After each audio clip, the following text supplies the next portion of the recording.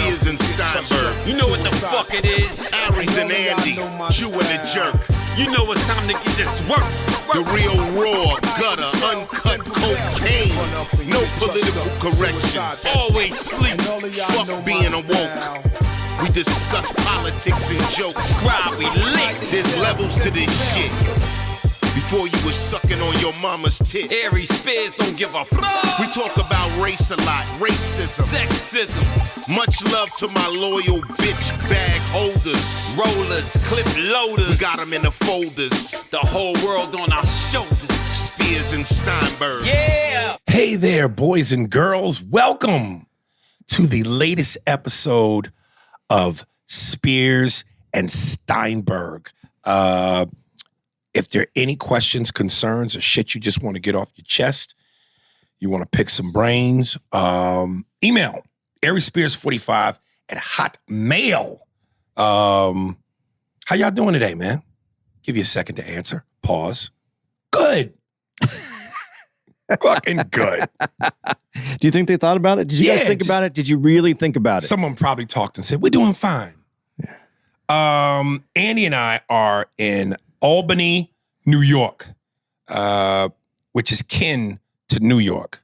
It's not the major city. Andy said he thought that this was the real New York. I disagree.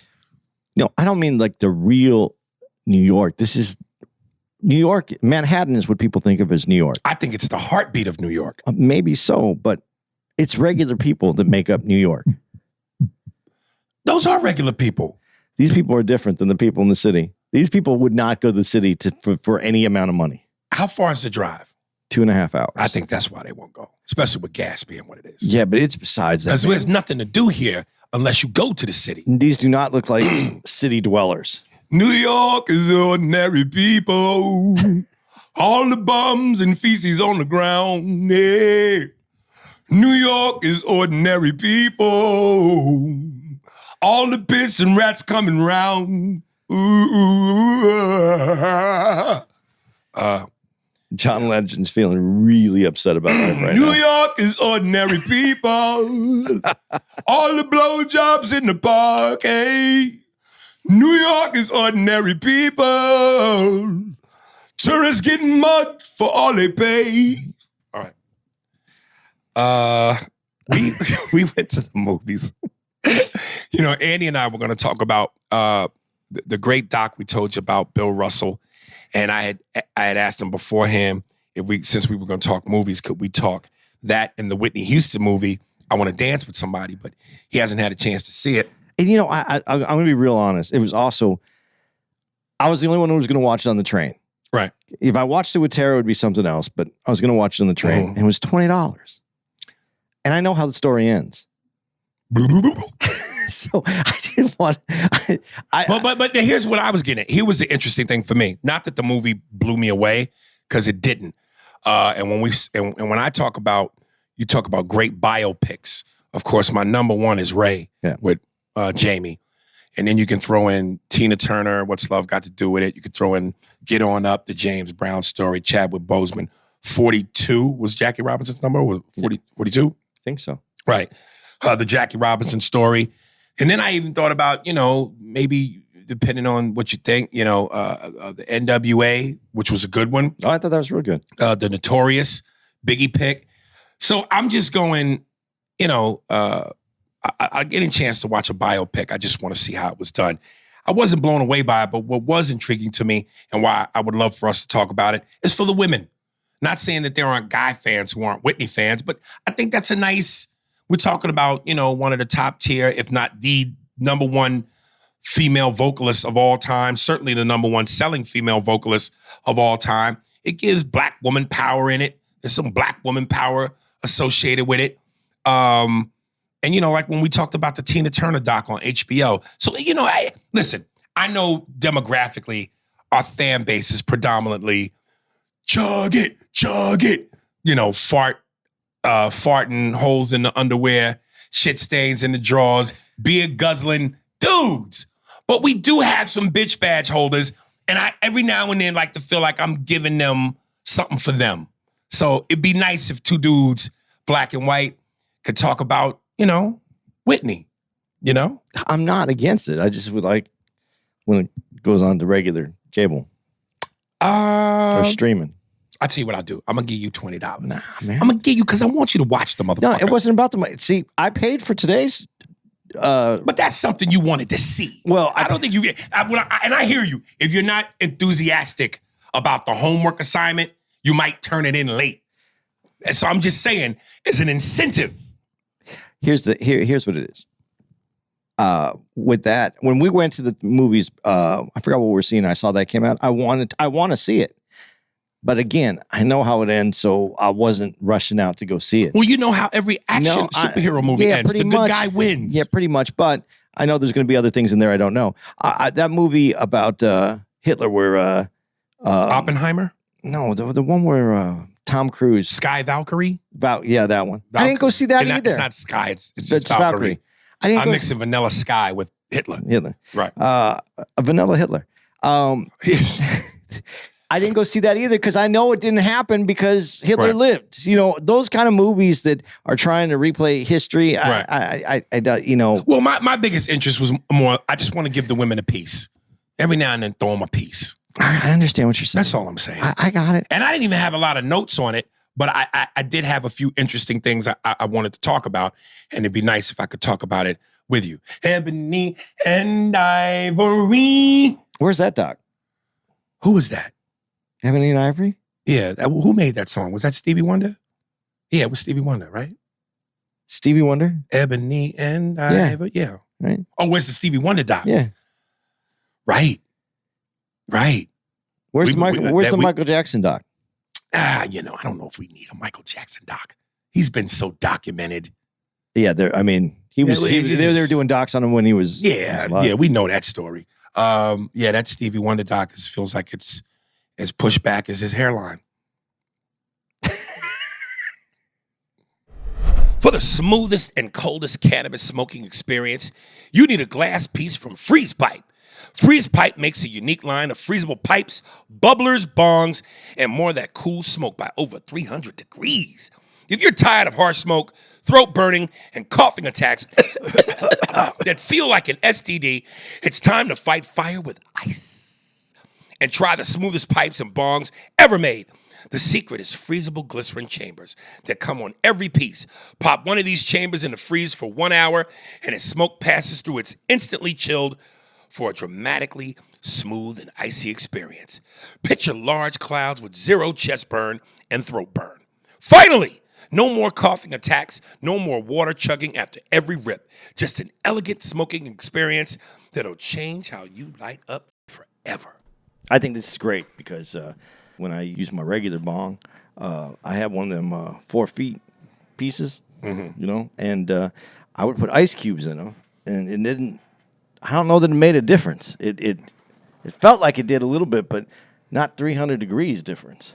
Yeah, so, I've never done it, so I might try it and see if it's everything they say it is, which I'm sure it will be. You never done a rip out of a bong? Never. Oh man, you got it. It forces it all down quickly because and it's in. This sounds like the key. I'm going to be using this. I'm going to be using it, and I like getting high because when you take that deep, all the way down into the lungs, that's a nice high, and I can have it without waiting 20 to 40 minutes when I do a gummy and not know how hard it's going to hit me. This I can control. I like this. I can't wait to get this going. Start smoking like royalty without paying a king's ransom. Shop now and enjoy free shipping. That's free shipping at freezepipe.com. Use code PKA for 10% off your entire order. That's freezepipe.com, code PKA for 10% off. Order today and say goodbye to harsh smoke forever. So Andy and I went to the movies and we saw Ant-Man. I don't have a lot of notes on this, but I have notes. First off, I'm glad we didn't do it because normally when a movie is over, we ask each other the question, so what'd you think? And even though our intent is not to get into it, we naturally get into it. So we purposely made an effort to go, let's wait till we do the pod. We left the theater, we came straight back here, and now we're on the pod. And you said something to me in the theater. You said, can they fuck? What'd you say? I said, why does Marvel keep getting further and further away from what they did right? In other words, I didn't think you had a dislike for it. Did you hate it? I didn't like it. You didn't. Why? I didn't hate it, but I didn't like it. Why? It's not the Marvel movies. Marvel, there was, I don't know, there was some passion in it. I didn't feel any passion in this movie. I did with the father-daughter relationship. I did. Kind of. But that's because I'm a shitty father. But it was just it was a story. I'm going to give away too much on this, but I felt like there was like Star Wars kind of in you way. Like it felt very Star Wars. Look at my note. I know this was Ant-Man, but it felt like we were watching Guardians of the Galaxy. For me, it was more Star Wars because when you the guys that are the bad guys that look like clones, it looks like Clone Wars. It looks like there's clones all over. Right. And even when the ship is landing and they're all laid out on the planet, that's what it said. Yeah, that's the only thing that was missing that would have made it the same. Right. So I felt like this was a very recycled. Let's make a. Ant-Man it could be a good storyline if they made it right. Here's what it became obvious what they needed. What they were going for. They went the first two Ant-Mans, and every time we've seen Ant-Man, be it in the Avengers movies, has been in his world. Let's keep the whole movie in the quantum realm because we haven't seen that. So in other words, like in any movie with these franchises, they go, what ground can we cover that we haven't covered? We've seen Ant-Man in two Ant-Man movies in his world. We saw him in the Avengers, Endgame, or whatever else he's been in on Earth. We got to do something extremely different. Let's put the whole movie in the quantum realm. See, I would have liked them to. It was okay if they put him in the quantum realm. Don't put Star Wars in the quantum realm. And then the other thing But what other kind of world would exist in that? Yeah, but I mean, it's not other humans. That's the whole point. It's a different dimension, a different galaxy. Yeah, but Star Wars, why did they, it just similar story traits that I didn't like, that I didn't think should be. Well, it's hard to be original in Hollywood. Yeah, I guess so. But they have this, I think Ant-Man, what's nice about Ant-Man is us.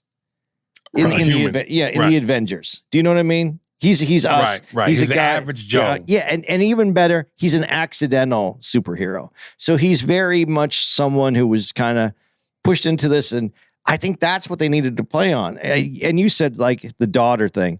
That's what they put. That's the typical thing for a superhero. You know, the interest and why it's beyond me and why I have to do this. He's a regular guy. Let him have regular guy issues in there. Mm-hmm. And so that it feels like you're in there, like you're part of the superhero. Well, but that's a lot of that was in the first one. But the struggles with him trying to see his daughter and and the mother being in a relationship with the cop, and him being on house arrest and legal troubles and risking losing his daughter. They did that. Yeah, but now the when it starts off right away, the daughter now is and this is the other thing, the fixing of the world. The daughter is the new generation. Mm-hmm. The dad is the older generation. You don't need to bother with that. Oh, Dad, we got to make changes. It's everything. It's everything that we're doing right now. So it would just be nice though to have everything doesn't have to be tied into what's happening right now culturally. It's a movie that's supposed to be in a quantum realm that isn't here. We're going to make there's going to be tie-ins to life and everything in that. Put it in there. The daughter, the father, it just didn't feel like a superhero movie. Well, let me say this off the gate. And when you said you wanted to see this, you know, of course I'm gonna see it for couple reasons. One, it's podcast fodder. Two, I know had you not wanted to see this, and for the purpose of the podcast, I wouldn't have gone to see this. I wouldn't have paid money to see this only because, again, I'm not a comic book geek / superhero movie fandom. I know the obvious. If it was Captain America, if it was Iron Man, if it was any of the Marvel characters or superhero characters that I like, I'm there. But I went, it's good for the podcast. What else you gonna do? Stay in the room? He's offering to pay. So fuck it. And what I'm ultimately saying is Ant-Man is almost like Thor to me. I don't care that much about that character. And I said Thor is my least favorite. Ant-Man is just above Thor for me. Yeah, I'm not going to disagree with that. But see, the reason I like to go to see these at the theater is because I'm hoping that they use the big screen to make it worthwhile. Right. Like Thor, the Thor, Ragnarok, and all the other Thor, those were good in the theater because Not that Love and Thunder. Well, that Love and Thunder, Oof. I didn't see it in the theater. I saw it. We never even talked about that. They should have played that movie from the inside of a toilet bowl. That movie should be a play. That movie could be on stage. That could be the Thor, the play. Thor on Broadway. You should have been able to pull a chair up right in front of your toilet and look into your bowl, and that movie played. That way, when it was finished, you could just. But see, that's what they're doing. They're getting away from what made Marvel movies worth seeing, and they're just turning them into Marvel comedies with a little bit of, tale to the, a little story that to make us better people, I guess. I mean, comic books should have that in it, but it shouldn't be. It doesn't have to be the main focus. There's something very interesting with the realms, and now they have this character that they could have done something really cool with. That because and you kind of see it in this when there's multiples of each character that goes into the. I don't even remember what that thing was called, and so they set it up that it could have been interesting, but this one was so not interesting to me that I don't think that I'd go see the next one. But they're setting up some interesting shit. But what happened? My question to you, and that was one of my other notes, the infamous, after every Marvel movie credit scene, they give you the extra scene. So they gave us the extra scene. Do we really need 4? Do we really need, or is this ride over? Do we really need Ant-Man 4? Well, see, and this is the other part. Look at the people that are in this movie. Michael Douglas, Michelle Pfeiffer. I don't know who plays Wasp. What her name is? I forgot her name too. Paul Rudd. Paul Rudd's awesome. He is. And you're gonna kill this. You're gonna end up killing the series. And I don't understand why. When you say you mean him? No, not kill him. It's not gonna go anywhere. This Ant-Man's not gonna go. He's gonna be a bit part in the Avengers. Yeah, I listen. For the record, let me say I did not hate this movie. The father-daughter thing was a bit touching to me. And I did not hate this movie. I didn't hate any of them, my next question needs to be asked. Of all the Ant-Mans, and there's been 3 now, which one was your favorite? The first one. Okay. Ant-Man. I thought the second one was kind of dope. I thought the second one was good, but the first one just kind of laid it out. And it was interesting. I really like how they made it, put it together and his situation. I mean, not everybody who's an Avenger has to be on this highest level of esteem. I like the second one more than I like the first one, but I really like the first one. I just thought in terms of a follow-up, which, with sequels, they're always follow-ups, are hard to do because, if the first one is smoking, it's usually hard to top that. But I kind of thought Ant-Man 2 topped Ant-Man 1 because Ant-Man 1 was pretty damn solid. Gave us more action. Once you get past the origin story, now it's time for nothing but playtime. Well, and that was the thing. There's the action in this is not, I don't know. I think what you have a problem with is it taking place in the quantum realm. I don't think so. I think you really could have done more. Listen, when they introduced Bill Murray, I was like, okay, this is going to get good. And then Murray. That to me was no different than when they introduced Goldblum in the second, was it second or the third Thor movie? Well, and it's funny that you said that because Goldblum and Bill Murray could have been interchangeable in the 2 parts. Absolutely. Because they didn't do anything different with them. Well, they did more with Goldblum. Yeah, I thought Goldblum played more into his Goldbluminess. Yeah. The only good part. Jeff Goldblum is turning into an orgasm.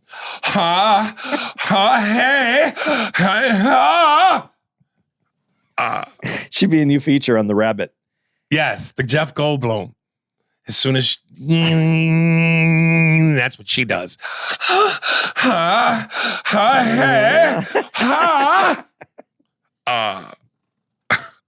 But Bill Murray, listen. It could have been really a cool little piece, but it was. And it was so thrown in there just to put Bill Murray in it. It didn't feel like it was even necessary. Right. They could have made that so much more. The only part that was kind of funny, to me, the only funny part is when they enlarged the octopus that he drank one earlier, and that's what gets them. But they didn't even really focus on it. It was, I felt like this, you know what this was? This was like if a girl jerks you off. Keep going. And what does she do? Yeah, you get jerked off. Yeah, you come, it feels good, whatever, but there was nothing to it. Like you would rather, there's a lot of other things I could have done besides that. That's what this Without the girl? No, I mean, I would rather go to a dinner than, I don't want to be jerked off. I can jerk myself off. Right. That's what I felt like this movie was. It just left me sitting in the seat wondering what the fuck, why was I here? Dude, speaking of Bill Murray, when he came on the screen and then, they had the scene where they all come together and you got Michael Douglas and Bill Murray. At that exact moment, I went, we are officially old. Yeah. Like to whatever kid/generation is seeing Ant-Man, this movie for the first time, they are seeing Murray and Douglas as is now. We both go back to Fatal Attraction and Ghostbusters. So I'll go back even on two 80s. Yeah. And when the skin was tight. We have watched these niggas grow old. Dude, I even hate to say this because I am older than you, but I go back to Michael Douglas, Streets of San Francisco. Okay. That's him at his pubescent. And that's who I grew up with. These are some of the right. And then Michelle Pfeiffer to think about. Her too. Throw her in the mix. And Scarface coming down that elevator. Oh. Wow. And then, but honestly, I know it's movies, and she still looks like Michelle Pfeiffer.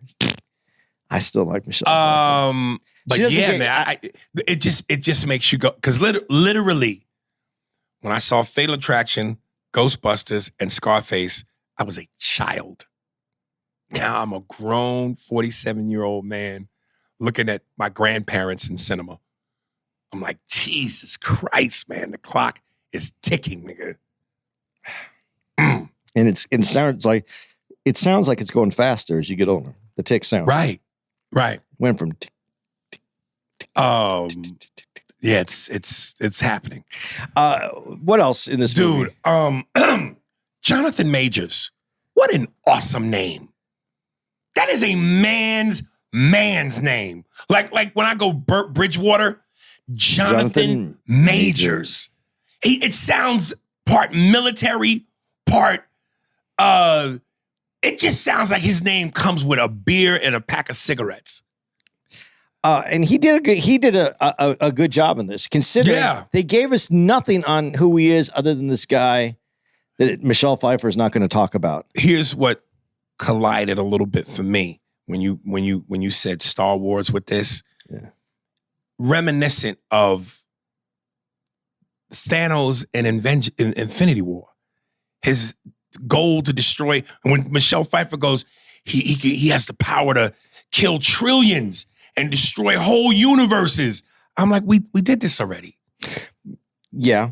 We did this with Thanos already. But now the interesting part of this is that there are those other guys that can also kill trillions. And so what are they going to do? And who was he going to protect? And so this is, you know what? Maybe I'm wrong in my whole assessment of this movie, other than the Star Wars through line.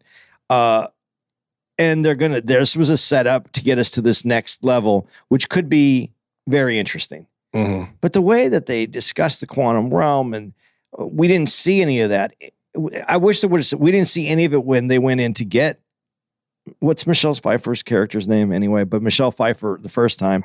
When Paul Rudd's in there, we don't see all this in there. Wouldn't some of that have been in the quantum realm when we were inside of it recently in the other movies? So they dug deeper. They went deeper. Well, and he went in deeper now too, because he went into the quantum realm is like pussy. The deeper you get, there are other people in there. There are other worlds. So all the biggest dick people are in the very deep part. We going deep undercover. I'm going so deep. You page me. I be no bad because I be deep. Look, Chief, I was just thinking. Don't think, Axel. It makes my dick itch. You ain't got to worry. I'm gonna do everything. I'm gonna eat, sleep, shit. No, I ain't gonna shit. What I look like shit in the car. All right, that was on recently. God, that movie, man. This is not my desk. All right, go. You goddamn right it isn't. Who tricked my ass? Who was the more, and talking about movie cliches for a second, who was the more movie cliche chief? That dude or the big bear looking motherfucker from 48 Hours? And just because you said what conviction, it don't mean shit to me. Both black, both loud. Eddie the one in the Beverly Hills Cop, 48 Hours. Beverly Hills Cop. He was I think he was a real cop at one point. Really? Yeah. Right. And Full Metal Jacket, that dude who's also an actor now, he was in the military. He was, I heard, sergeant. So those guys, I'd put them as the better, as truthful. Right. But the other dude who says it doesn't mean shit to me, he acted that shit out. I mean, that was good. But the mayor called me and the deputy chief called me and chewed my ass out. You see I don't have any bit of it left, don't you? It's not true, Chief. He didn't chew it all the way out. You still got a little ass left. That's Chicago Bulls Eddie Murphy. And it also goes to saying about this movie. We're talking about Eddie Murphy, a movie that he made 200-300 years ago. Yeah. And you know what? You know how when you see a movie and you go, I can't get enough of this. Well, you got enough of it. I got enough of it. I did too, but that's why I'm saying when they did the credit scene, and of course that's part of Marvel's stamp, but all those credit scenes are supposed to lead into a preview of what's next. And I just went after this. I don't know that we need another one of these. I would have liked, and I don't even know if you saw this movie. I would have liked the Ferris Bueller character to come on when he's in the shower and goes, "No, it's time." He puts his hand up and goes, Right. It's time to go home." Right. That's it. It's time to go home. Go Right. home. Go home. Did you ever see Ferris Bueller's Day Off? You did? Yeah, but it didn't do for me what it did for everybody else. Why not? Is it what? Because was that a white guy's movie? No. Okay. You know what? That's one of those, but I'm almost quite sure even if I revisit it now, it still ain't going. But again, a lot of those 80s movies, John Hughes movies, I was a kid. So maybe it was like a kid trying to eat mom's home cooking when you rather would have McDonald's. Maybe my palate wasn't comedically ready for that. But I have a strong sense that even if I watched it today, it still wouldn't give you what you want. Give me what I want. I want McDonald's hamburger. Your mama make your hamburger better than McDonald's. They don't look like McDonald's. Boy, go look in the bread box and get your mother the bread. Mom, I don't see no McDonald's bread. All we have is square Wonder Bread. Bread is bread. Boy, give me the bread before I slap you in the mouth. And you outside with this big green pepper welfare burger with juice dripping all down your arms. All right. Real quick, dude. So listen, being that this character is not Iron Man for me, which is my favorite Marvel character, second favorite Spider-Man, third favorite Iron Man, I'll even go fourth favorite Black Panther. I went into this not expected to be, but I didn't hate it. I did not hate it. It just didn't give anything. It didn't give anything new. Right. Listen, I'm trying to pull some stuff. I'll tell you one of the characters that I did like, and you know what? It's sad that I liked it because I wanted to hate that character, and I'm trying to remember this dude's name because he's Darren. Yeah. Yeah, and you know what? You know how I knew that character? Because I used to play a video game. Again, I'm a gamer. Called what the fuck? Come on, Aries. Oh, fuck me. Have an Andy moment? Yes. I used to play this game where you could be all the Marvel superhero characters. It was a great game to play with your boy because y'all both would play at the same time on a screen like Contra. But you could be all these superhero characters. Oh, Marvel Alliance. It was called Marvel Alliance, and they made 2 of them. And at one point, that character in Ant-Man was a villain in the video game. So when I saw that character in this movie, I went, oh, that's MODOK. Otherwise, I wouldn't have known that. I would have just thought that was some silly shit they put together. But that's based off of a character. Yeah. He actually did a good job. Because he was playing something really. Oh, I'm glad you brought him up because I almost forgot my note on that. But go ahead. It isn't great, and of course, it has a very cliche kind of way of working its way back into the film. Right. But I did like the job that he did with it. When he's arguing with Ant-Man's daughter, and she says, "Don't be a dick." When he said, would it have been too much if he would have said to her, look at me. I literally look like the head of a dick. No, I think it would have been fine. I think. But what I'm saying, Ant-Man, Marvel, Yeah. Kids are going to be there. Would that have been too much? Maybe. Right. Be a Richard. Don't be a dick. Corey Stoll, I think is his name. All right. I think he did a great job. He's a good actor, though. He's been in a lot of other things. No. One of my favorite movies he's in is Black Mass. He plays the I don't know, what are those two dudes? They're not FBI. What are they not? Yeah, they were FBI, weren't they? No. They're not FBI. They're not CIA. They're not cops. I guess they are cops because Kevin Bacon was like, now we look like a bunch of fucking Keystone Corps. But he plays the main once he takes over, the guy that goes, what are we not making arrests for? And why are you kissing? There's the Treasury agents. Was he a Treasury? I don't remember. I forget what he was. He was authority. But yeah, he was great. I thought he did great. But but that's what they did. They for everything that was a little dark in it, they had some silliness to it. Right. There was a very this was aimed, and maybe to my fault, I should have done a little bit more investigation. Right. This was aimed at 13-year-olds. I think so. Interesting thing. When you went to the bathroom, I'm looking at the movie rating poster, and they go from rated G, and they give you a description. General audiences, PG-13. You might want to go in with your kids. R. Anybody under 17 not admitted.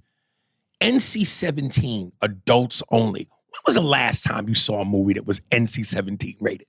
They don't even make NC-17 movies. That was more of a 70s and 80s thing. Well, that's because they didn't want to get R. That was in place of R, right? R is the worst.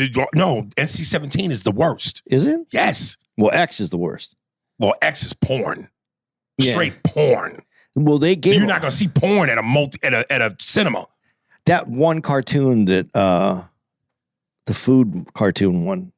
That was NC-17? It was NC-17 or X, I don't think so, dog. I think that was R. That's what I'm saying. Like, when is the last time a movie was in a theater that was rated NC-17? Do you remember the name of that food movie? Dude, I wish I did, but I loved it. I wish they did a sequel. I loved it. It got panned, man. No one wanted it. Well, and I wonder why, because certainly kids aren't going to go see it. And adults maybe think it's too silly. Yeah, I think adults thought it was too silly. But it was funny. Can you Google real quick movies that have NC-17 ratings? I just want to see what kinds of movies get an NC-17. I would think there would be more like gangster films. Nah, that's R. That's just violence. NC-17 And movies. you can't even say cursing because that, falls under R. NC-17 is where it's so racy, nudity-wise. Let's see what they Otherwise, why would it be adults only? The best NC-17 movies ever by Ranker. Okay, number 15, Dreamers. Do you know that movie? Never heard of it. Available to stream on HBO. 14, Crash. Crash? That was a weird movie. That's rated NC-17? Yeah, I don't think it's the Crash you're talking about. This is 1996, David Cronenberg's Crash. Oh, dude must have crashed his dick right in her mouth. No, it was about a lot of like people who were into scars. Like people that there's a scene where scars. What do you mean, like scars? Yeah, like there's a scene where this woman got where her legs got injured in a car accident. So she had like this really bad scar, and the guy's just licking her leg. What? Yeah, sexually? Yeah, like he was getting off on it. 1971, The Devils. I don't That's know number what that 13. is, but that's 1971, so I trust it. Okay, let's see. 92. I don't know what this movie is, but I'd see this just because of the name. Man Bites Dog. Available to stream on HBO Max. He has to be eating the dog's ass out from behind.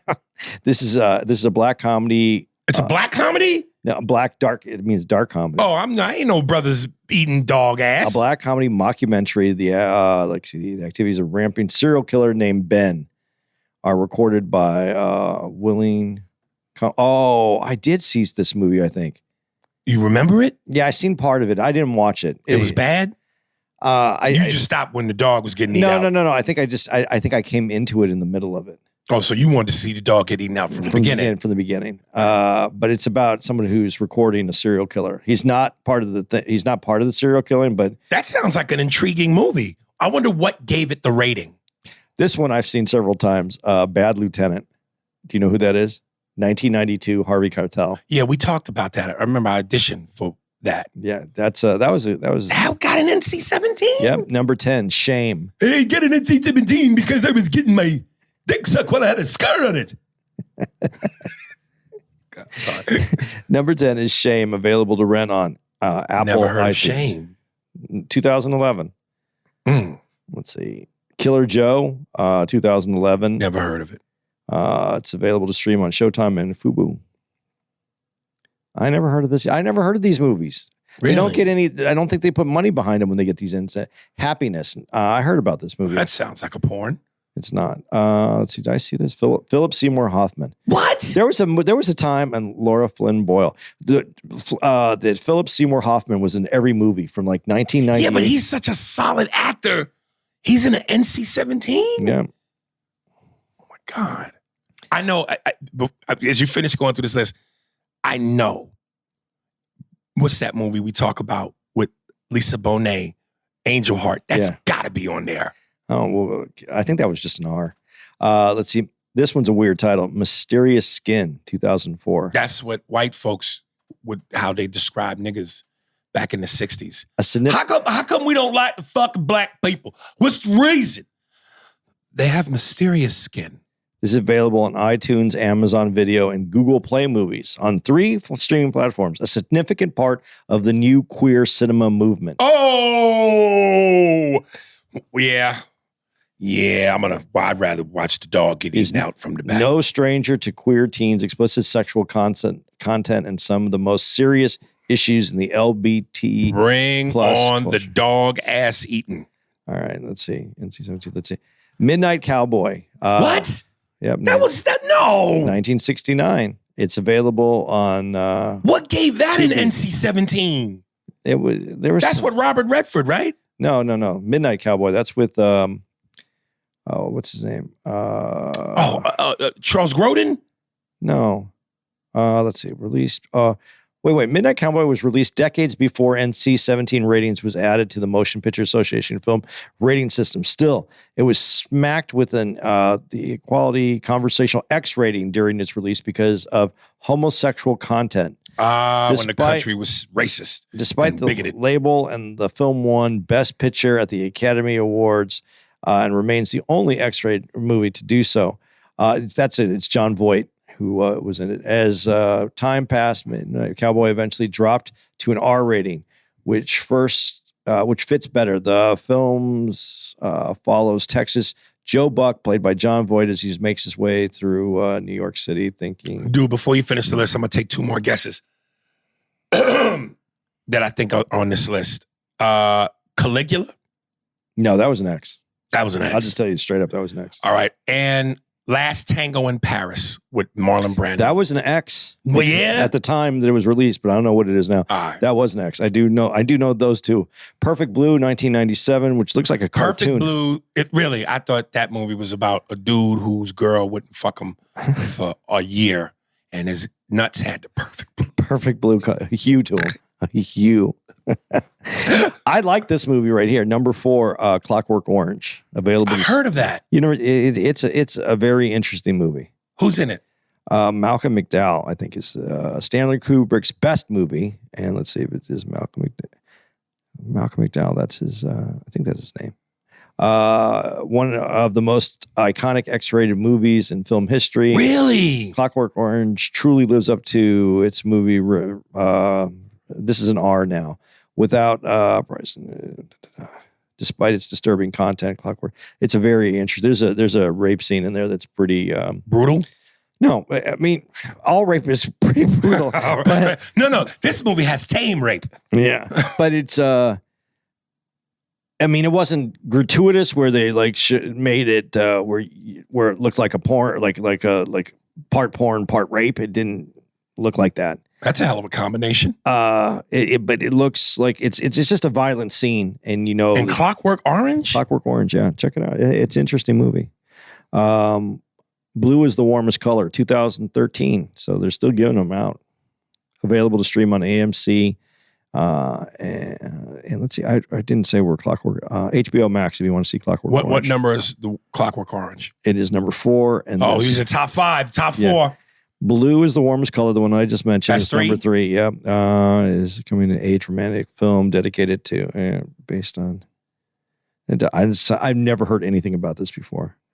I can't even say this one. Number 2? Yeah, I can't say You it. can't pronounce it? Nope. Can you pronounce it? This might be a show right here where we just pronounce names like this. Utah Mama Tambian. Utah Mama Tambian. Exactly. The fuck? That's number 2. I think it's just for the title. Sound like a Haitian nanny. Like many 17-year-olds, Mom! The Lives of Julio. Mom, where's the nanny? Oh my God, let me call her. Utah Mama Mambian. It's all about raging hormones of teens and sexual thoughts. We're and going to intense take care of the relationships. kids and give them the porridge as soon as I fix them iron and the clothes. Number 1 is a 1981 movie, The Evil Dead. The horror movie? It's a beloved horror movie directed by Sam Raimi. What year? 81. You know what? That had to be NC-17. And when I say, folks, blood makes me squeamish, I definitely don't like movies with hardcore gore. They probably like bite niggas' shoulders off and shit.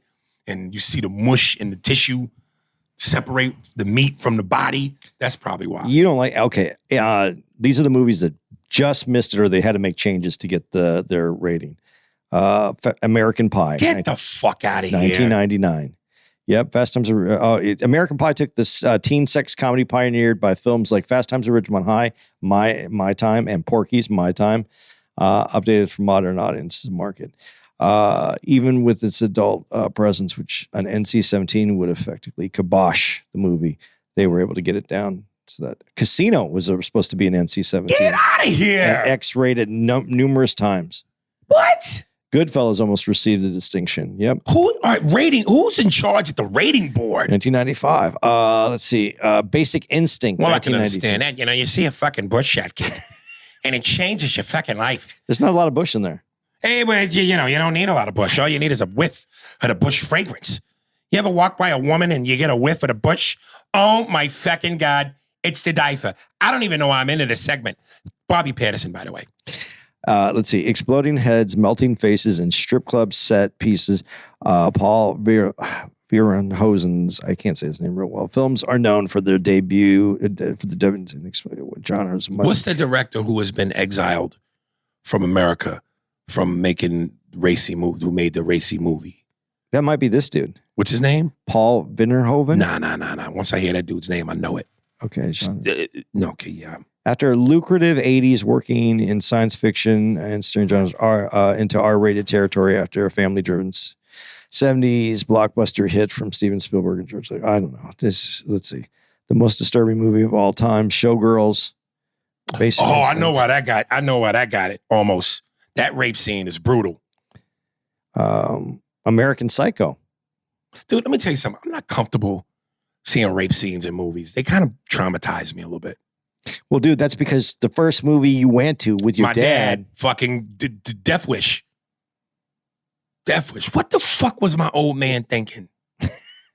Kill Bill almost got an NC-17 rating. Really? All that gratuitous violence. Yeah, that's a lot of violence in that. That's fucking Quentin Tarantino. Fucking explosive ketchup bottles for blood. So those are the movies. But yeah, this one, what movie was this rated? G? It was rated G though, wasn't it? Because there was no PG. It was for what? No, what in there? The little bit of violence? Yeah, a little bit. Yeah. There was hardly any violence. I mean, Listen, the extremes, obviously. X is porn. G is cartoons. It's kids. G is kids. Yeah. But kids are playing all It even said in the description, G, bring the kids. And PG was, know your kids. Okay. But even in G, let's just take G for a second here. Hey, what up, cuz? The kids are playing video games at home. How does a G, I guess if they're under 5, if you want to take a kid that's 5 or 6 or 7, I guess, to a G-rated movie, that's what that's for. But they got almost G-rated video games for kids. Yeah, at that age group. But most kids aren't playing those games and their parents aren't home. Well, most parents don't know. Yeah. You know what your kids doing. I was licking middle school titties in the laundry room where I lived in New Jersey. I lived at 303 Birchwood Court, North Brunswick, New Jersey. And each, apartment development on the corner had its own laundry room. And I remember, man, I used to lick Tanya's titties in the laundry room, nigga. Oh my gosh, she's had big titties in middle school. A lot of niggas lick them titties. We would go pick out the spot. Like, nigga, where did you lick the titties? I did it behind the left upper right dryer. Dude, that should be the name of a strip club you open. What is the name? Tanya's Titties? Tanya's Titties. And the stage looks like a laundromat. Just washers and dryers behind her. Dude, that'd be the Tanya's best. Titties. That'd be the best strip club in the world right there. Maybe even do your laundry there. They have... Right. Nigga, that's the hook. You wash your clothes while Tanya is getting titties licked on the stage. And you could just do all your laundry. As a matter of fact, if Tanya and you hook up a little bit and you relieve yourself, you just go. The stench of bush and bleach together. He'll clean themselves up. All right. You want to talk about Bill Russell? Yeah. Why you sound like that? Because I thought we could do an hour on this movie. I knew we were. And the only reason why we did a little extra time was because of the NC-17 Yeah. thing. We were done with this. This movie was something. Let me pull up Bill Russell. And I don't have a lot of notes on Russell, really. Well, but I know it's basketball, so between your love for it and my pigmentation, things naturally happen. With basketball? With basketball. My skin, what's it called? Mysterious skin? When we talk basketball, my mysterious skin. That's what it does. Be careful, we're gonna get an NC-17 rating on this podcast. Oh. Dude. What would our podcast be rated? NC-17, dude. The only reason why I wouldn't get an X is because we don't show actual sex on here. Dude, you know what? Now that you said that, remember when you were a little kid and you could take a book and you could draw little stick figures and then you fold like that so that it looked like it was moving? No, I never did that. You never did that? No. You take a book and you draw the little figures and everybody would draw a figure of like a stick figure of like what looks like a woman and then a guy and then his dick and then you see it go in and out. So you just go like that and then you flick it and it just look like. No, I never did that. It would be cool if we did that and just had it in the little corner of our screen. Like he was fucking. Yeah, just say. I love it. We should try. That would make me so happy. That would actually make me laugh. Bill Russell. Let's look up. This was a really good doc. It's absolutely two parts. Yeah, really good. I was just trying to pull it up. There it is. Legend. That's what it's called. Bill Russell Legend. Yeah. And it's on Netflix. And 11 Rings, right? Yes. And since you said 11 Rings, I thought it was so cool that Shaq bought all 11 rings. Yeah, he said no one was going to outbid him. No one was going to outbid him. That's dope, man. And I got to say, I got a question because, listen, Shaq is a cool, humble motherfucker. Nicest dude, if you ever met him, so nice. But he's also a little vain. And as most athletes come with a cockiness. Did he buy the rings out of, pure respect for Russell and love, or was it about, nigga, look what I did? I put pure respect and love. All right. I really believe that. Okay. Because I bought a lot of 11 rings. Ain't nobody was going to outbid me for those 11 rings. Yeah, and then I have another question about this, but I think it's out of love for and the same position, Right. you know. So there's a lot of, I mean, there's not a lot of similarity, but there's a lot of contact between the two. What I mean is, both centers redefining the game in their time period. So I see that as actual love. But if you're Shaq and you walk in the room and go, no one's outbidding me, do other people just go, time to go home? Time to go home on this one? Or do you think they go, well, let's see if he's really serious? Well, I think they say it's time to go home because there are people that could outbid him, but they have to have a love for basketball that deeply. And I don't think there's anybody out there that does. If, Prince Ahmad of Jordan decided to outbid Shaq, he could do it. Like he had 10 brothers and he goes, hey, we're each going to get a ring. We're each going to get a ring. We're going to blow Shaq off the map. I love that's he didn't leave it to his family or to an organization to sell off his memorabilia. Right. He took care of that himself. He got to see it come to its fruition of what he wanted to do, which I thought was kind of amazing because think about all the people who have ideas and then they don't get done the way that they want them. He actually saw it through. And I thought that was, he didn't feel it necessary to hold on to that stuff anymore. He actually, I thought that was pretty special to really do things all on your terms. And he did that. But he is, and this is where we're going to get into this. And this is why I'm always afraid to have this basketball conversation because we're going to get into, was he the greatest? And he was the greatest for his time, without a doubt. And for people to say anything else, I mean, he had to go up against Wilt to get those rings too. So yeah, I do think he was the greatest. Wilt was. You officially are saying you think Bill Russell is the greatest center of all time? No. Who do you give that to? Kareem.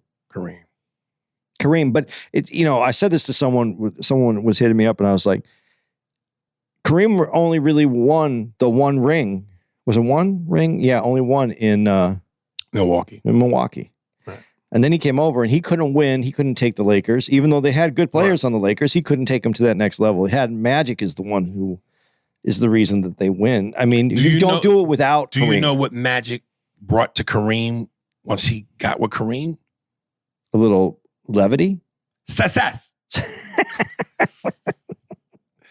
I brought success to the Lakers. Because the Lakers, before me, weren't really successful. but when I got there, the Magic Man brought Showtime, which brought success. Well, now, where do you put Bill Russell, though? In centers. Do you put him over Hakeem? Hakeem Olajuwon? Yeah. Yes. Do you put him over Wilt? Yes. And Wilt is the underrated. Honestly, when we have these conversations, Wilt is always that outside guy in the conversation. I hate to do it, but I got to. I can't deny this. Again, the fact that Russell in his time, they didn't play as many games as they do today. Mm-hmm. And that's to no fault of his own. But an 82 stretch is different from what that stretch was. Well, there was only 8 teams? That too. So it's hard to brush under the rug 11 titles, but it's 11 titles at a time when it's just not the challenge that it is today, but it is 11 titles. So I want to give him that respect. But to my visual eye, to my wow factor, I know who you're going to say. Shaq. Yeah. Shaq is the number one. The power, the speed, the dominance, even the what if Shaq made his free throws. What if he came in shape and had a Kobe mentality? That's a scary notion. But I just got to give it to Shaq first. Over Kareem. Yeah. Then Kareem. Then Russell, then Hakeem, then Ewing, then David Robinson, then Bill Walton, then Rick Smits. Where'd you put the Lakers? I'm sorry, I forgot his name. Wilt Chamberlain. Where'd you put Wilt? Oh shit. Oh shit! See, even when we're having the conversation, he gets skipped over. Right. Do you think he got skipped over because? And I have a lot of questions on this. Right. Did he get skipped over because when he entered the league, he became a Harlem Globetrotter instead of? That was an interesting note in the special, because they said even some of the black, some of the to be respected black voices felt at the time that the Harlem Globetrotters were they to be respected or were they seen as clowns because of I don't know if showboating is the right word, but their antics, the way they perform for white people. And I have too much respect to go with them doing anything demeaning or seen as bucking and shucking and jiving. I wouldn't go there because what they did do comedically for basketball, it was still an art. It was still some skill required in terms of the moves and the tricks they did with the ball. It sucks, man. Timing, the sensitivity in terms of where the country was, blacks fighting an uphill battle for respect. I just wish the timing had been different. I don't think it's fair to them to give them put that label on them as clowns or buffoons. I don't think that's fair to them. I loved the Globetrotters. I love the Harlem Globetrotters, but I came up at a different time. Like I said, I'm a little bit older than you, so I got to see Meadowlark Lemon and Curly Neal. Mm-hmm. Outstanding ball handlers. And when you talk about antics, which you said, dude, they're hitting half-court shots, man, hook shots. Right. They're dropping half-court shots. We talk about Steph Curry and the ridiculous different distances that he's hitting from. Right. These guys were doing it long before then. And just because, even if you have no defense on you, 99% of the people in this in basketball, even in basketball, I'll say, right, aren't hitting half-court shots. Yeah. I mean, it's not normal. And they were doing it way back then. Way back in the 70s is when I went to, they came to Tucson. And it was a moment in my life that I'll never forget. And I got to meet Curly Neal, who was the nicest guy in the world. And Meadowlark Lemon was a little quicker. He was a little, he had to go. He had more things going on. And he was also getting ready to start his own league. I forgot what he called his league of, similar to the Globetrotters, but he started something else. I forgot the name of it. These guys were incredible. So, I mean, I just think though, I think that is held against Wilt a little bit that he did that. Because that. Yeah, but then when he came in the league, he was so goddamn dominant. And then scores 100. But then why don't people talk about him the same way? Because the lack of championships? Yeah, I think that's what it is. I think it's multiples, though. It's not just the one thing. It's the Globetrotters. It's the no championships. If you're that dominant, shouldn't you? He was an amazing player. But he had a lot of outside interest, though. Right. So maybe that's the other part of it. I've said this before. It's just amazing to me, the power of entertainment.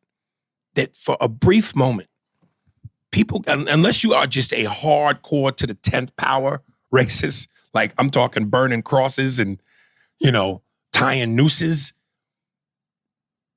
because those motherfuckers are committed to their shit. Fuck niggas no matter what.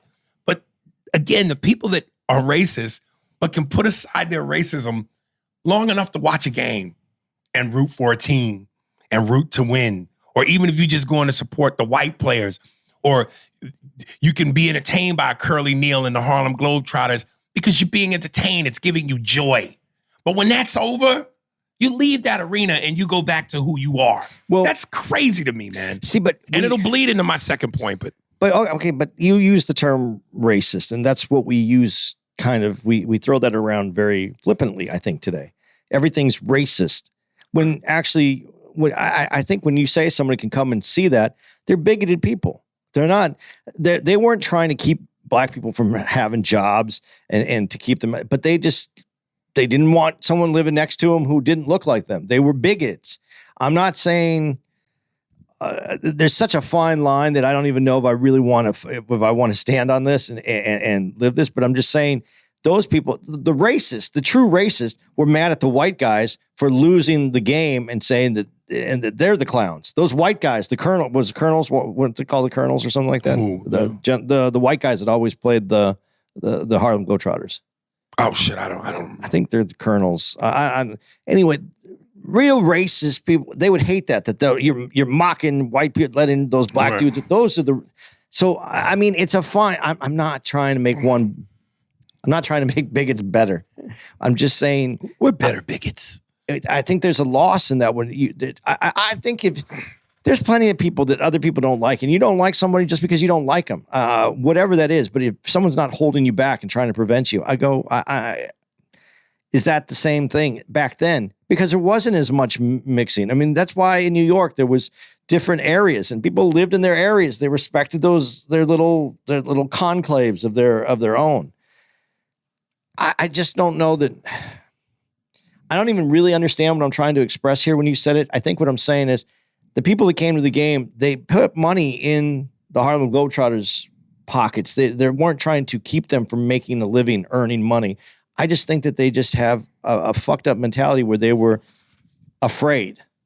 And that's why, but see, I go back to this because I can't disagree with you about the amount of the people that fall into this. And so because of the large amount, even if you're bigoted, that's what makes racism work. Like I just, it almost brings a tear to my eye, the power of sports. Because, they showed the footage, the video footage, or film footage back in them days. They don't know about video. Where when the players won, they celebrated at each other's houses. You'd see the white players, the white dudes dancing with the black players' wives, and the white players' wives dancing with the black players, and they drinking and they partying up and dancing. And it's just like, man, it's such a turbulent time. You would think that was, well, I don't know. I want to say, you would think that's 95% of the country. I'm sure it was a high percentage. But to me, it just represented hope and escapism for those guys and for people like them to know everybody ain't like this. Everywhere is not like this. Now, again, we talking about the segregated South, or certainly the segregated South, and racism at its peak in the 60s. But just to know that it just felt hopeful, and it felt good to know, damn, there are a group of people who went, I don't give a fuck about your color. Let's pop a bottle. Let's dance. Let's laugh. And when you see those black and white stills of those guys in the locker room after a championship, and they're hugging each other and they're champagne on each other and they're embracing each other, you didn't get the feeling that the brotherhood, the family label was a lie. They meant that shit. No, I think it's realistic to say once you get past your own fucking hiccups in your head, everybody can get that. If you're left alone, they're fine. It said everybody would be fine if they were left alone and it wasn't like everything was put on someone else. And this is the reason why this happens. I think naturally we are akin to each other. I think we were. These are all things that have been made up and pushed up against people to become this way. Because as you just said, when it's brother and brother, it didn't make it. Like, when you look at those, like you said, those footage, and we talked about this before this podcast, when we saw that, we both noticed it. Like everybody's family. And that's the way that it would work out. But going back to what I said earlier, New York, everybody was segregated. Everybody stayed in their own areas. So what happens over years is that people don't think that that's different and they do this different and they're different. And when we're all more the same than we are different. All of us are more the same than we are different. But we don't communicate that anymore. And I think that right now in these times, it seems like as we struggle to find that balance, we're even more separate. Because we're calling it out for being. We want it. We want it to be equal, but it almost seems like it's pushing further away at moments right now. I don't know if this is corny. Probably is, but I think like how certain schools are almost forced to or being forced to teach certain curriculum.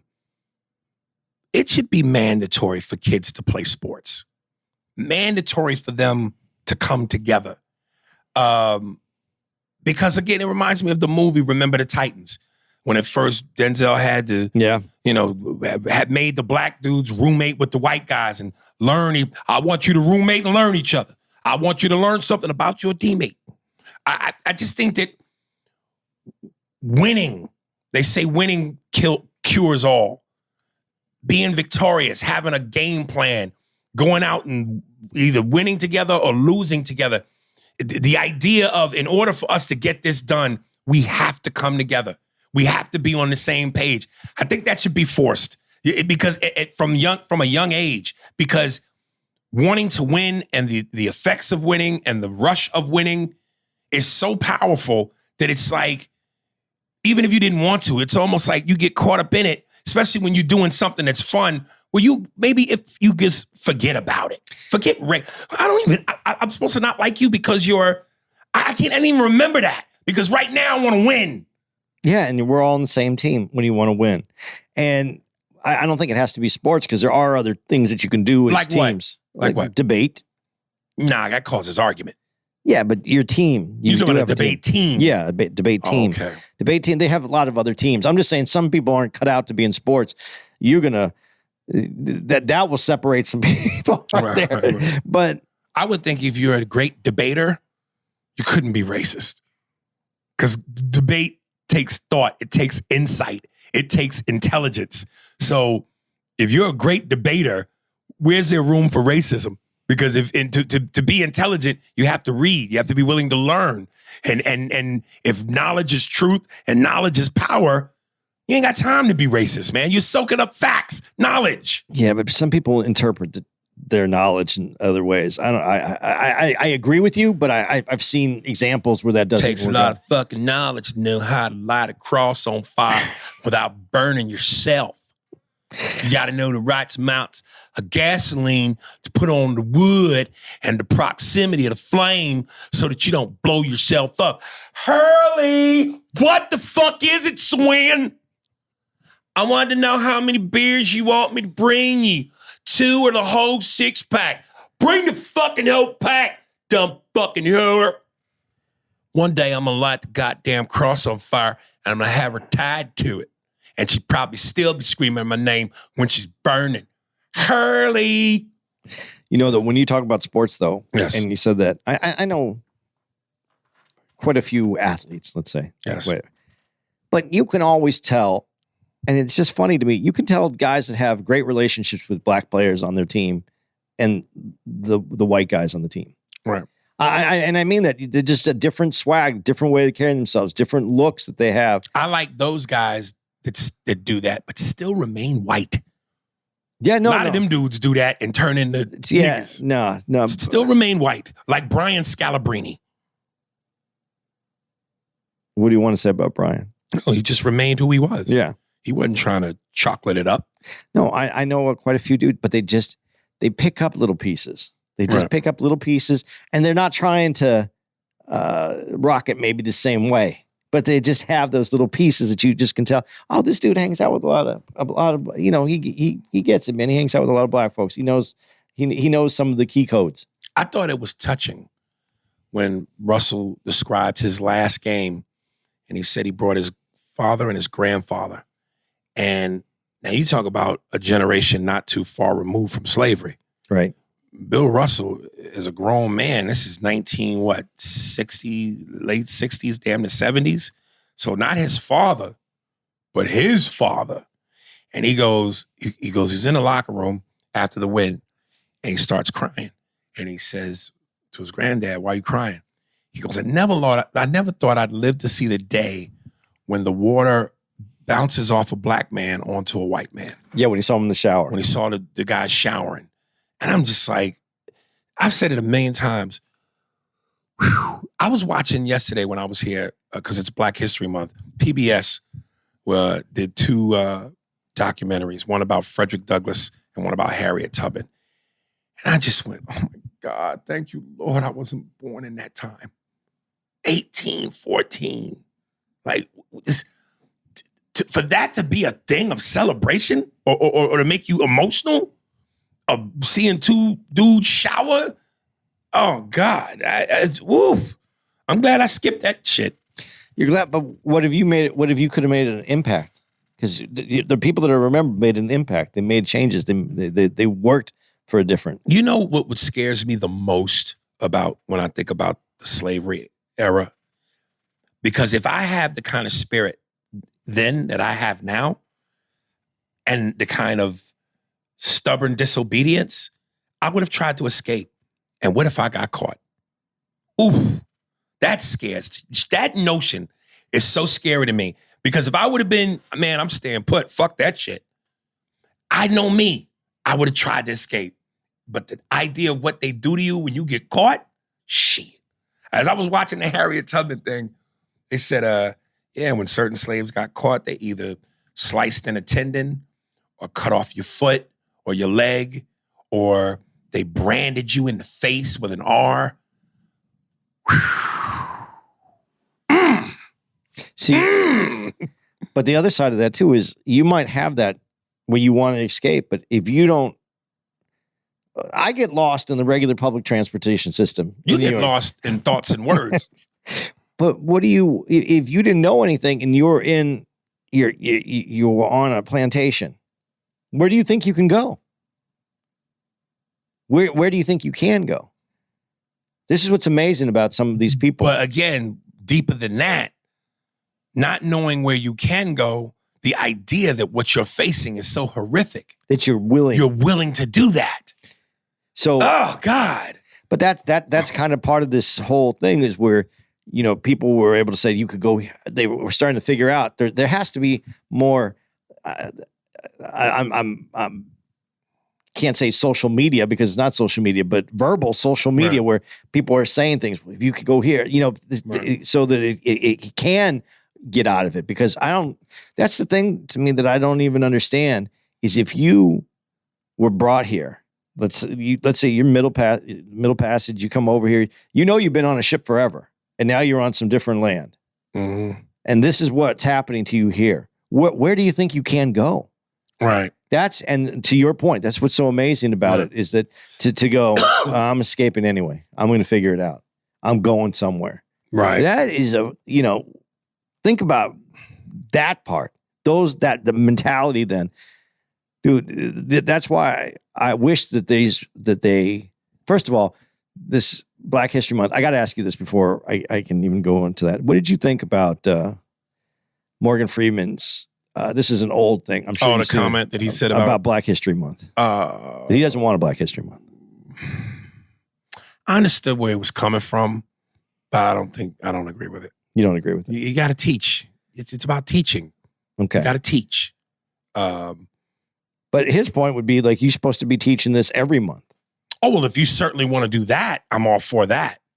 But the take of, But I think that's more what he was saying. Okay, I would agree with that. Make this as regular as anything else. Yeah, because if Black history is American history, so it should be. Yes. It should be taught just the same. Ironic that we get the shortest month, but yes, we got the longest dicks. Isn't that funny? They give us the shortest month, but we got the biggest dicks. The shortest month and the shortest days. That's right. Because, that's why there's the daylight savings time, right? Less hours of daytime. That's right, because they want to hide the black dick. So they cut the lights off quick so that them white women can't see how shit is as big as a kayak. What's the longest month? How many days in a month, Andy? 31. 31. We should get a month that has 72 days. You didn't even double it. You didn't go 62. You went 72. It's black dick, nigga. 72 days. That's how long the black dick is. Leroy Furious. This was about Bill Russell a while ago. Yes, it was. And somehow, let's get back to Bill Russell. When you talk about guys that changed the game, impact. Of course, my affinity, number 23, they had to create the Jordan rules. Jordan was so fucking dominant. This is the scariest part about talking basketball with you. I know where it's going to go. There we go. At one point, didn't they outlaw Kareem dunking in college? They outlawed Kareem dunking. I don't know if it was outlawed or I know. Yeah, I think it was. It was outlawed? They said he couldn't dunk because it was just too unfair and easy. But my point is, I know that the coach didn't like dunks. He liked the layup. right. Bill Russell's college coach saying, when you block, you can't leave your feet. Please tell me that guy got fired. Because and when they show the footage of Bill Russell blocking, this motherfucker was knocking your shit into the skybox. He was so athletically, between the height and the athleticism, it really looked like a giant amongst boys. And most of the time, he was blocking the ball to one of his players. He really would. Because he was so skilled. But his own coach said, "No, you can't. You can't leave your feet." It's ridiculous. I don't know if it's still taught the same way today, but I remember when I played basketball, it was like you don't leave your feet for a pass. You can't. Right. And you watch what's going on in the NBA now. You run through the lane and the ball's being passed out of the lane through someone jumping. So I don't know if you're I don't know if that's still a rule, but but I do understand that you can get caught in the air and then not have a place to go. Right. So but I don't know. I just he was so far ahead of his time, and then to be the coach of the team as well. And then he broke a lot of barriers in that sense. From being the player that he was at the time that he was to being the first black coach. And here's my question to you, since you asked me about Black history. Here's my question to you, white guy. I know there are some, I wouldn't agree with the assessment because I feel like at the end of the day, sometimes you have to take progress however you can get it and not make it so much about a race thing. But I know there are strong, stringent blacks who will go, man, such and such and such and such, that white man. It was Red Auerbach, that put Russell in that position. So yes, while we tip our hat certainly to Russell as being the first black coach, it was a white dude who went beyond prejudice or the opportunity to be prejudiced and did what he thought which was right for the organization. What's your feeling on that? That the white guy is the one who put Russell in that position. He had the power to be able to put Russell in that position, and he used his power correctly. Okay. He for a number of reasons though, he wanted to win. Right. So my question to you though, as we go back over this, but there are a lot of guys who wanted to win who were, Archie Bunker. Yeah, I'm the coach of the team, yeah, but I don't want to start none of my niggas there because I don't want to see that many black butts here on the pine here. Yeah, he did here. Yeah, but okay, let me ask you this question though. Make Archie Bunker a coach of a team. Yes. Does he play his black players? He's bigoted, but does he play his black players? Now, remember, he had the Jeffersons are coming into the house. Lionel's part of this. He is a bigot. But I'll put the players on the court here, but not if Edith is in the stands because, I don't want to hear a conversation about how big are the black guys' cocks, Archie? How stifle yourself. I remember the one time I walked into the locker room there, and there was Edith there, and she had a black guy with his cock in her mouth. And I was like, Edith, what are you doing? But she couldn't talk because he was stifling her to the throat. Folks, you got to understand, some of these jokes is like slavery runaway. They don't know where they're going, they're just hoping for something. No, but now that you saw that, and since you brought up Red, I'll take it there. Right. Do you think in winning time, did you think that was a good portrayal of Red Auerbach though now? Or do you think that they played him I didn't know enough about Red Auerbach, the actual person, to make an assessment off of Mike Chiklis's performance. He made him seem cutthroat. He was cutthroat. That's without a doubt. And Red Auerbach, he really was cutthroat. He was cutthroat, and he enjoyed winning as much as watching you lose. All right, well, ain't nothing wrong with that. That's sports. That's sports. Yeah, but it is interesting how they kind of made him the evil person in that, considering who he was. And I remember they said at one point, for the first time ever in Celtics history, Red decided to have 4 of the 5 starters as black guys. And the interesting part to that is Boston's considered one of the most racist places. Yes. You goddamn right it is, kid. Fucking wicked, kid. The racism is fucking wicked, kid. It's fucking evil. It's fucking heinous. Yeah. I mean, don't get me wrong. You know, the most blacks I've ever seen at one time isn't in a fucking hockey game with the puck.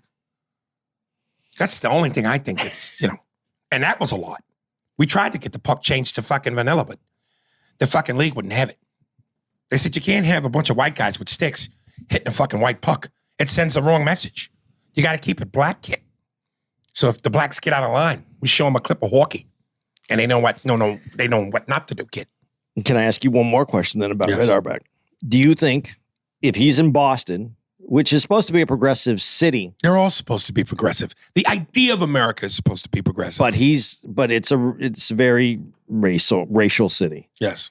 And now you have Red, who's in this position to do what he did with Russell, plus start more black players. And you say he was white, do you see him any differently if I told you he's Jewish? Red? Yeah.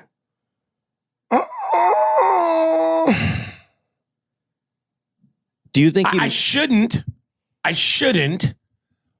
but we know how that story goes too, though. Do you think that he makes those moves he isn't Jewish?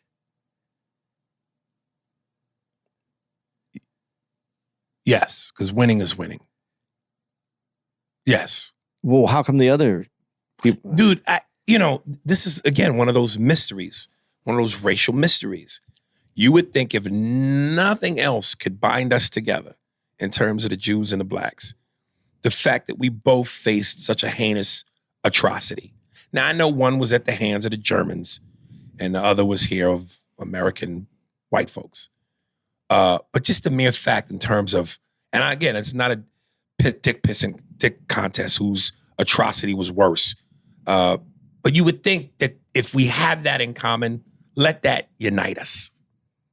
Right? Yeah, and I think for a long time it did, and then there was some issues. Right. But they strengthen you, I see it. Unite us. Unite the clans. They would join you. And so would they. Braveheart. I like how you said Braveheart afterwards. Robert the Bruce. Just in case anybody didn't know. Right. So back to our good friend Bill Russell. Casey Jones said they were so poor they would wear each other's underwear. No, that was one of the cringiest. That is a level of poor. Oh my God! I wanted to rate the documentary NC-17 when I heard that. Yeah, exactly. I ain't woo. And listen, I've been poor. I've been everything, but not to the extreme. I've been poor, but I've never been share underwear poor. Do you think if you did that and you had to share underwear, would you write on one side, this side Casey, this side Bill Russell? Oh God. Oof. That is, I honestly, I'm not even fucking around when I think about this because I like thrift stores. I like finding old T-shirts that, maybe even an old company that went out of business or just something cool. And you go to these thrift stores and they have used underwear in there sometimes. And I'm like, where are you? And listen, hey, if you're in a place in life that you need to, that's the underwear you can afford. I don't know that it's much different from buying using the towels here at the hotel. I know there's a little bit of difference. Yeah, that's different. I know you're going to say that, but in my head, it's not that different. Except one you're wearing all day and the other one just touches you for a second. But if that's what you need to do what you need to do. But when I see that, I'm like, is someone buying these? Right. And then when I heard that, I was like, no, not someone, but these dudes, right? Look at people that you look up to and admire. We really have to look at how we look at people because sometimes I know I'm admiring people for the wrong reasons. These guys were at a caliber of greatness that was only imagined at that time because there wasn't greatness in the NBA at that time. They imagined it and became that. They were that. They started. They became that. Right. That didn't even exist. Right. And when you hear what people go through, and it's just like when you hear about anybody that has this tougher life, man, salute, man. I don't know what to say to that. When I heard that was out of everything in the documentary, not that what he did and what he accomplished, but to accomplish going from there to that is an accomplishment as well. Hey, man, thank you to all the motherfuckers that came before us, before me, that allowed me to not have to go through that. No matter how much you read about it, no matter how much footage you see about it, you just simply can't imagine the magnitude of something unless you experience it. That's like when people go, dude, I've seen your YouTube, I've seen your stand-up, your DVD, your special, but seeing you live, and that's why I say, if I could rub a lamp and a genie gave me 3 wishes, one of them would be to be in my prime in the 70s, because to witness Ali. And when you talk about Wilt and Russell, and they said at that moment, for what that was, because there weren't any real dominant black men in the league except Russell until his showdown with Wilt, and you were watching 2 titans. And all the footage we've ever seen has been black and white. I imagine in real life being there, color, and these are 2 dudes surrounded by a sea of white guys. And I love the irony of, it was back then what MTV was back then, what it started out. Remember when MTV was all nothing but videos? Yeah. And the only blacks you saw certainly was Michael Jackson and maybe Prince. Now, and then MTV by the 90s and the 2000s, nothing but niggas. You tried to find a white dude. It was like, where's Waldo? So back then, yeah, 2 black guys on the court with a sea of white guys, and now we know what the game has turned into. But that being said, I'm just going, can you imagine in the moment seeing live in living color, flesh, those 2 titans go at it? That had to have the same magnitude of Ali Frazier or Manny Pacquiao, Floyd Mayweather. It had to just be like, I'm here. Look at this. I can't grasp it from footage and from a video. You know, I know what you're but saying. You know what I'm saying? Yeah. Like, I just imagine, wow, that must have been. Well, when you see a player that you watch on TV all the time, those moments are great. But I got to tell you, as much as I love, and this is different because that's a different time that you're talking about, black and white, different, being there, the feeling of it would be different. But as much as I liked watching Jordan and I saw him, live at a game, that was cool. Mm-hmm. When I could get that on TV and I got the rerun, when the instant playback when he's dunking on something, as much as I love going to a game, no, dude, I'm telling you, no, I understand why you see those guys at a game with their TV and their earplug in their ear, and they're watching the game here, and then something amazing happens, and then they're right back here. I get it. So let's wait a minute. So you think you could tell me right now that you would get more enjoyment out of watching, especially if you're with one of your boys and you've done this with your sons, not just your sons, yeah, but you would get more enjoyment out of watching a playoff Phoenix Suns game. No, not a playoff game with KD. No, now, no, in the flesh on TV, but rather than in the flesh. Here's what I'm saying. Those moments, because I don't get to go to all those games, right, are amazing to me. But if I was a season ticket holder, right, and so you get 41 home games, right? That's a problem. That's just too much work for me. Really? Yeah, because then I got these times, and I got to be available, and I got to give tickets away, or I got people. I would rather spend a lot of money on going to a playoff game or 2 and going through like maybe 10 games throughout the season than having to deal with. If I was the only way I could have been a season ticket. First of all, I couldn't see myself paying that much money, especially because I'm gonna get quality seats, floor if possible. But if I was a season ticket holder, it would have had to have been during the Jordan era, and not meaning I'm a season ticket holder so he could come to LA. I mean, I'd have to be in Chicago. Yeah. I'd have to have 41 straight games of the Bulls live. That's the only way I could do that. Dude, and then you're on, I don't know. I think it would be great if I could afford it. If I had the time to do that, yeah. But I just don't. I don't think I could make that kind of time, that kind of commitment. 41 games. Last thing for me, and I love how 360 degrees, how it came around, and I thought this was so beautiful. At one point during Bob Cousy's retirement, Bob Cousy's retiring in the arena. Last game, after the game, he gives his farewell speech, and somebody in the audience yells out, "Love you, Bob."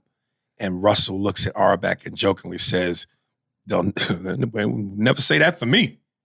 And this is the same Boston where his house was broken into, and fecal matter spelled out nigger in his bedroom wall. Cut to, he finally is getting the love that he's supposed to get at 80 something. And listen, you'd love to get the love a lot younger, but better late than never, especially to somebody who deserves it. But he's sitting there, he's giving his speech. And remember, when he first retired, he didn't have a ceremony with the general public. He had it in the arena, but with only his teammates, because he was like, "Fuck Boston, y'all racist motherfuckers. Look what y'all did to my house. Look at the epithets you yell at the home games." But by the time he's 80, he gives another farewell, and someone yells out, "Love you, Bill." That to me is one of those moments where I go, and you know my struggle with God and religion. And I go, there are some things that make me go, God can't be real, man. 4-year-old gets kidnapped, raped, and murdered. Come on, man. And I know this is far from that in terms of an extreme, but I go, that's God, yo. That's God. That's too poetic. That's too well put together that for the early journey in your life, you went through what you went through at the most turbulent time you could go through it.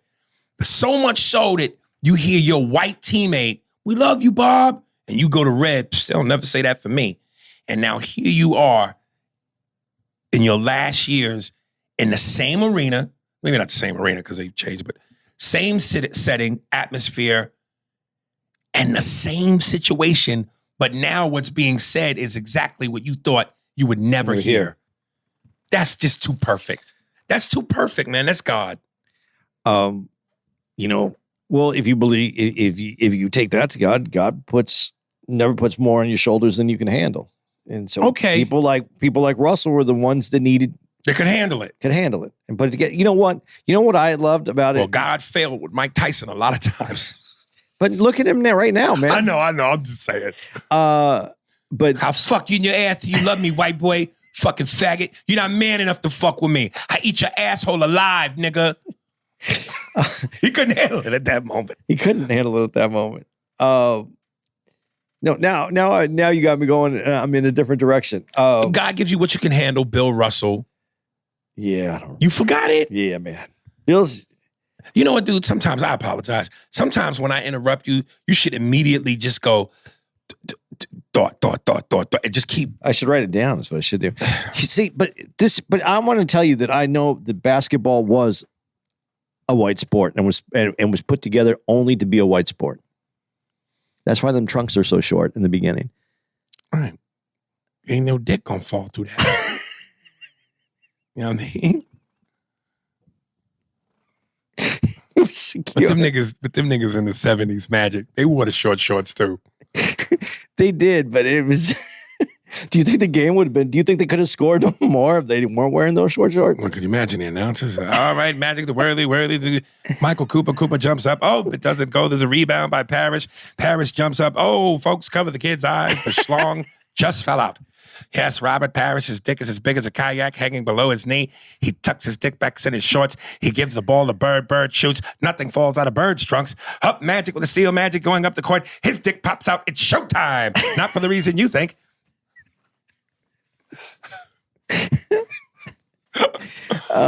I just always thought those short. When you watch these docs and you see this old basketball and you see these shorts, I'm like, what the fuck is up with that? Oh, folks, now's the matchup you've been waiting for.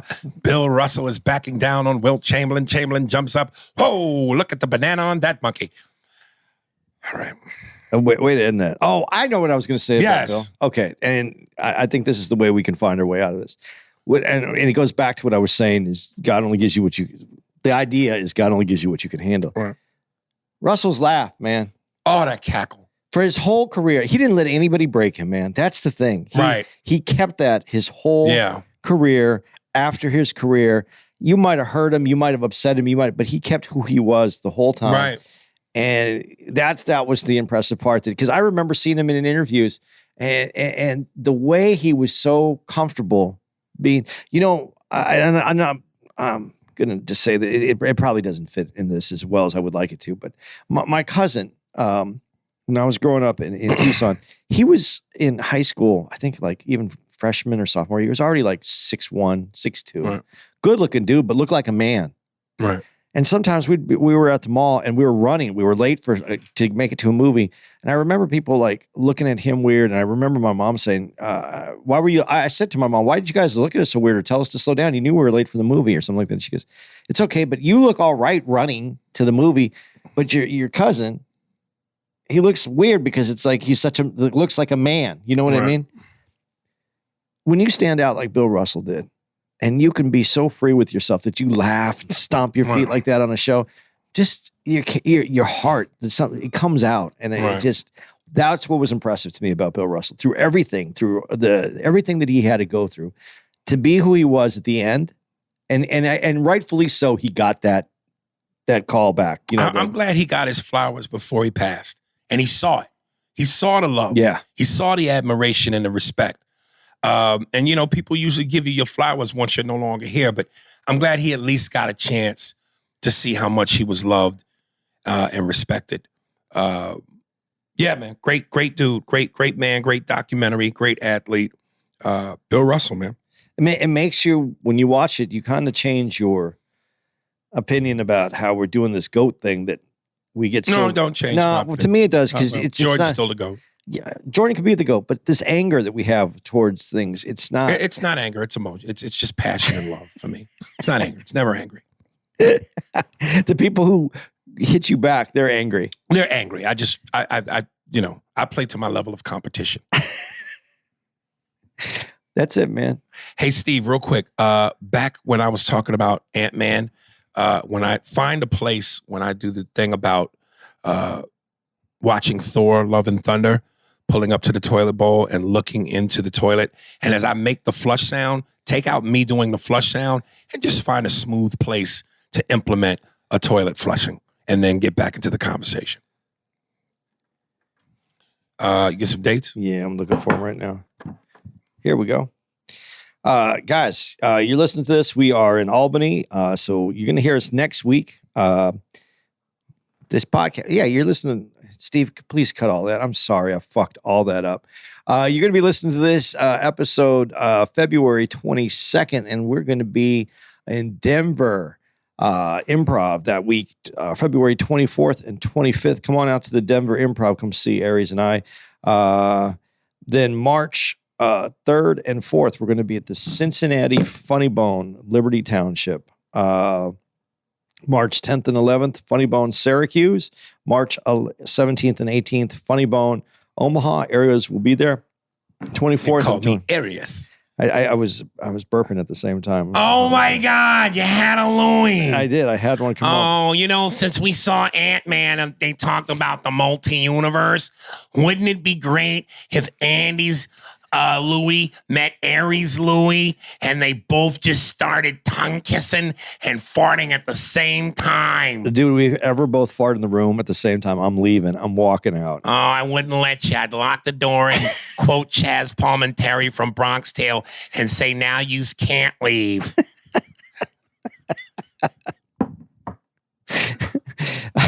March 17th and 18th, Funny Bone, Omaha. Aries is going to be there. March 24th and 26th, Miami Improv. We're back. Ooh.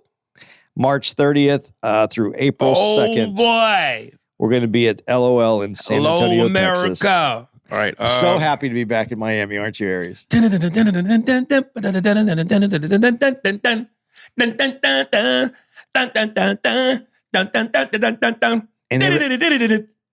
going to be open again. Yes. Yes. For the first time since the pandemic started.